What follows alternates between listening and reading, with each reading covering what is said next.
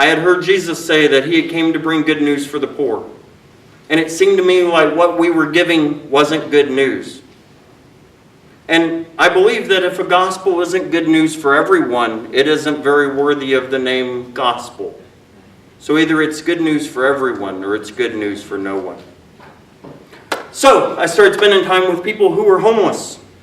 And at first I came to save them, and then they saved me.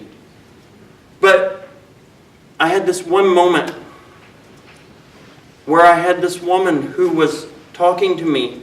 And she was this little woman. She's this tall and this wide and has big cheeks. And she had been suffering through countless battles with homelessness and alcoholism. And we're talking, and we had became something of friends, but she still didn't really trust me. And she came to me one day and she said, "Hugh, I am so happy to see you. You know I got into the studio apartment, right?" And I said, "Yes, I'm so happy." And she said, "Everything's great," she said, "but I'm $75 short on my light bill. And they've given me until the 10th. And if I don't have the $75, they're going to cut the lights off." And by now it was cold. It was the end of November.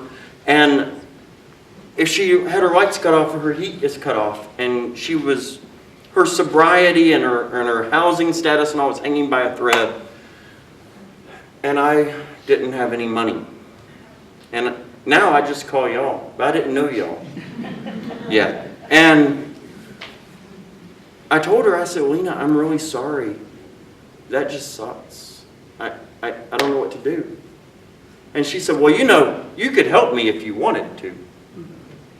And I guess in her experience, when people who are clean cut and white and use good English want to do something, they generally are able to do it. But I couldn't. And I got mad. And I said, "Lena, I'm telling you, I can't do it." And she said, "You're just like everybody else." And she crossed her arms and she stomped her foot. And I said, "Lena," I said, "you just don't get it, do you?" And she said, "What?" And I said, "I'm telling you, I can't keep those lights on. But after they cut them off, I'll come sit with you in the couch in the dark." I said, "And that's all I've got. And either it's good enough or it isn't." And she looked at me with the skepticism. And then she broke into this big old grin.